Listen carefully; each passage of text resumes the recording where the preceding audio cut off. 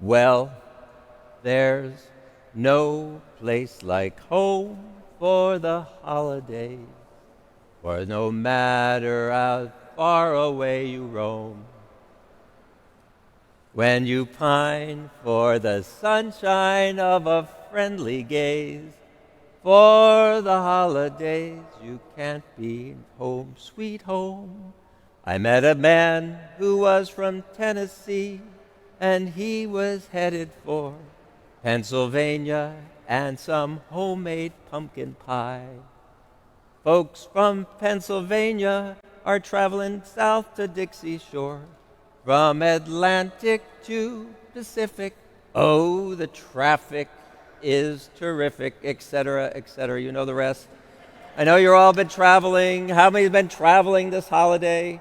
Got home to see folks, are here to see folks. Good to be with you. Good to be home for the holidays. Number of folks are home. Bruce is home. Tom Holohan just got off a boat from who knows where. He's home. Being home for the holidays, or the home that you have created, is in essence what we celebrate this day.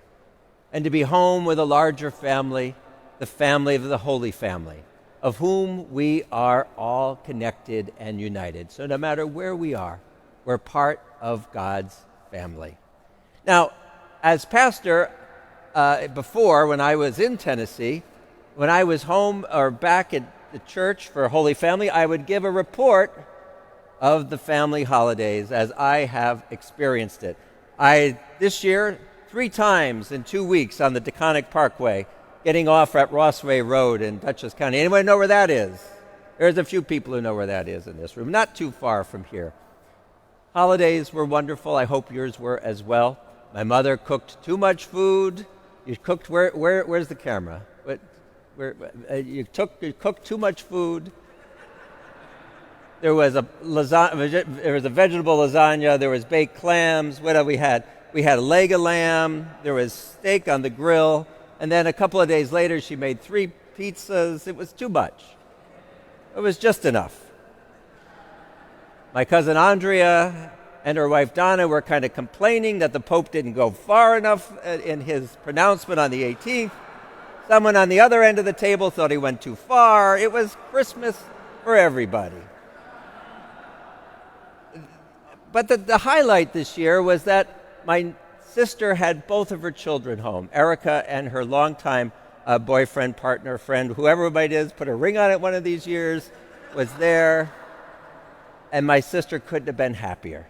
But the thing that brought everybody together this year was something very peculiar and very old-fashioned. We played a game of Monopoly. I've never played Monopoly since I was 7, and it was always interminable. Never got to the end of a game of Monopoly. No. This time, well, I'll get to that in a minute, but interesting thing when you play a board game with family as an adult, everybody's behaviors that we all know and love all come to the surface. And somehow in a board game, you don't mind.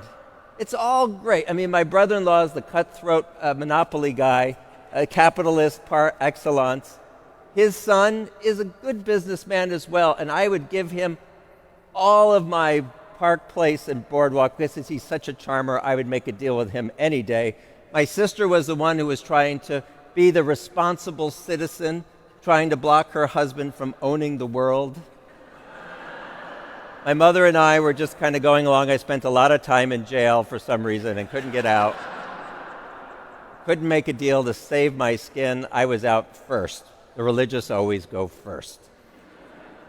Anyway, so what does this have to do with the Holy Family? Who cares? I can just keep telling stories for the rest of this morning, and we can go on and have Eucharist and have a good time. But the Holy Family is all of that and more.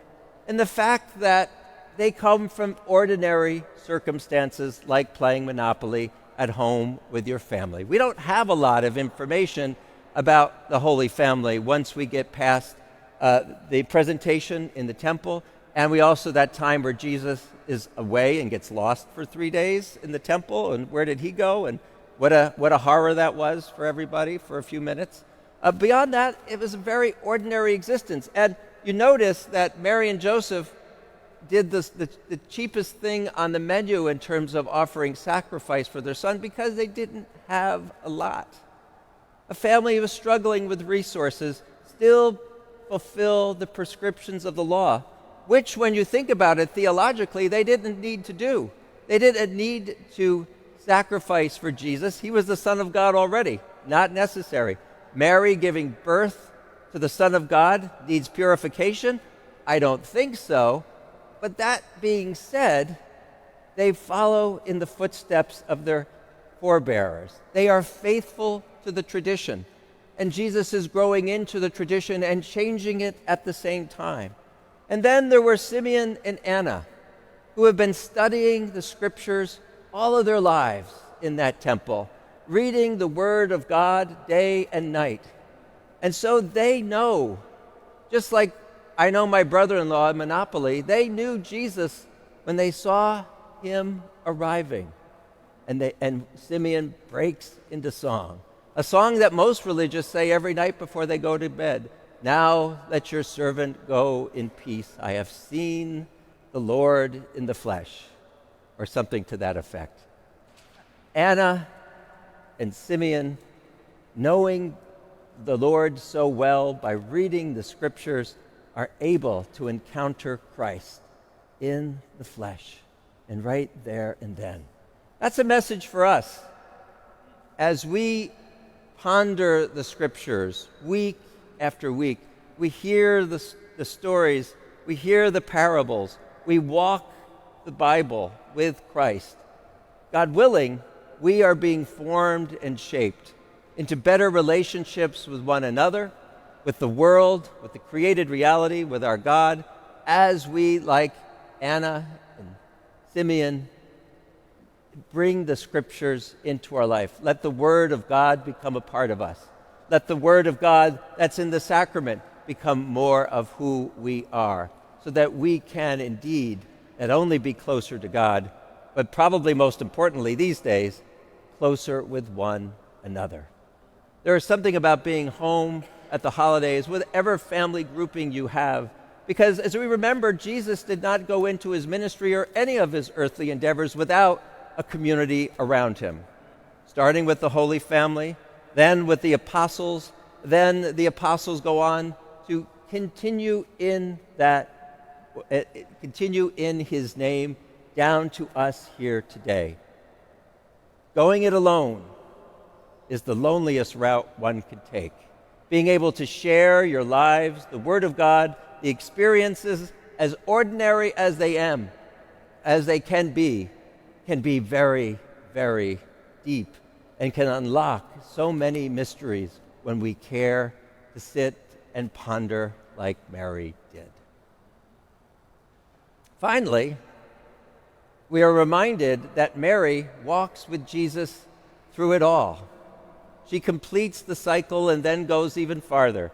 She's there with him, the first miracle. She's with him when he says, "These aren't my mother and brothers and sisters. You all are," and she dealt with that really well.